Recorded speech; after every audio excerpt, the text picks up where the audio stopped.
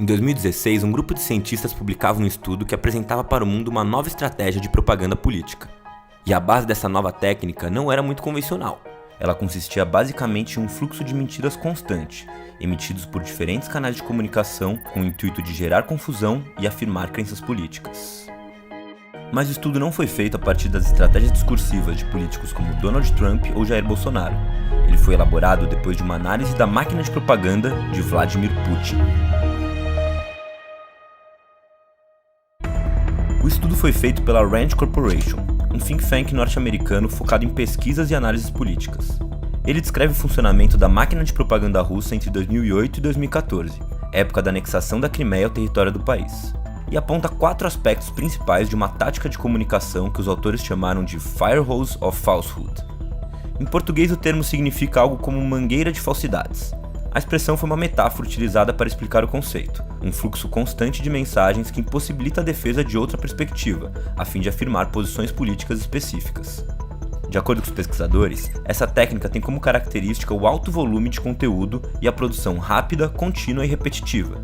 Mas além disso, o firehosing também não tem comprometimento com a realidade e não precisa ter consistência no que se diz entre um discurso e outro. Quando as tropas russas invadiram a Crimeia, por exemplo, Putin foi a público negar o fato. Acusou a mídia de emitir informações falsas e afirmou que as imagens divulgadas na imprensa eram de milícias privadas. No entanto, algum tempo depois, com o território já anexado, o presidente admitiu que as tropas enviadas à região eram de fato russas. A estratégia de Putin desvendada na pesquisa da Rand Corporation foi eficiente. Como outra característica do firehosing é divulgar as mensagens em múltiplas plataformas e ao mesmo tempo, a opinião pública tende a validar a informação e desconfiar menos do seu conteúdo. Isso porque quando nós recebemos uma notícia por canais e pessoas distintas, ainda que a origem seja de uma única fonte possivelmente mentirosa, isso cria uma sensação de legitimidade para aquela mensagem. E mesmo que o conteúdo mentiroso seja checado e desmentido na sequência, o estrago já foi feito. No artigo publicado na Rand, os autores argumentam que as ferramentas multicanais combinadas com a máquina governamental acabam criando o monopólio das primeiras impressões do público. A propaganda política, portanto, ganha o domínio da primeira notícia, moldando a memória das pessoas e influenciando suas decisões. Para muitos, esse tipo de estratégia também passou a ser utilizada mais tarde por políticos como Trump e Bolsonaro.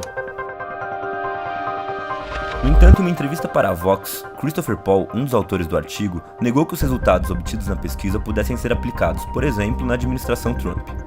Really had no view that this would be anything that anyone would think about applying to American politics. Ao mesmo tempo, a posição do sociólogo é questionável. O estudo da Rand Corporation foi financiado pelo Gabinete de Defesa dos Estados Unidos, e o próprio think tank tem ligações políticas com a segurança nacional norte-americana há mais de 50 anos. A jornalista Masha Gessen, autora de 2 livros sobre Putin e de outras publicações sobre governos autoritários, por exemplo, tem uma opinião diferente. Para ela, os argumentos que o artigo traz também estiveram presentes na propaganda política do atual presidente dos Estados Unidos. I think they do the exact same thing. They just create sort of this unmanageable volume of falsehood. Em entrevista para o Le Monde Diplomatique Brasil, o antropólogo Piero Lehner observa o mesmo padrão no fenômeno Bolsonaro, mas com particularidades específicas. Piero acredita que desde 2013 foi possível observar no Brasil o surgimento de uma guerra híbrida que culminou no impeachment de Dilma Rousseff. Esse conceito foi formulado pelo pesquisador russo-americano Andrew Kolybykov para explicar uma estratégia de deposição de governos que envolve táticas de guerra política, cyberguerra e outros métodos de influência, como fake news. Para Piero, esse processo que começou como guerra híbrida teria favorecido o crescimento de Bolsonaro e culminou no firehosing como estratégia de marketing político do atual presidente e de seus círculos. De fato, é possível observar a repetição dos pontos que configuram o firehosing em algumas situações que envolvem Bolsonaro. Nos últimos dias de agosto, por exemplo, Bolsonaro afirmou em uma entrevista para o Jornal Nacional que o livro Aparelho Sexual e CIA fazia parte do material Brasil Sem Homofobia, que o ex-capitão apelidou de kit gay. Entre esse material, Bonner, estava esse livro lá, Bonner.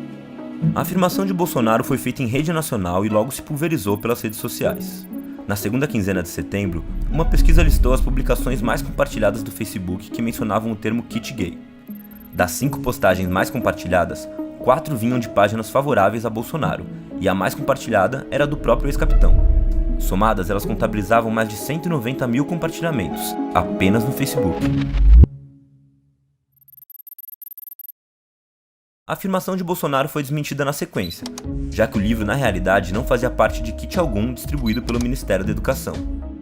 Assim que a notícia de que a fala do atual presidente era mentirosa foi a público, o ex-capitão fez um pronunciamento nas redes sociais dizendo que o livro realmente não fazia parte do kit, mas que teria sido distribuído em boa parte das escolas do país como um brinde. O que realmente aconteceu?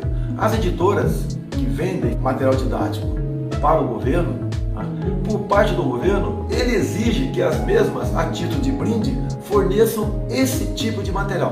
Mas esse livro, sim, chegou em grande parte das bibliotecas, das escolas de ensino fundamental em todo o Brasil. A comunicação direta de Bolsonaro com sua base dá sinais de que a estratégia de propaganda política usada nas eleições, com o uso intensivo de canais de comunicação, será mantida em seu governo.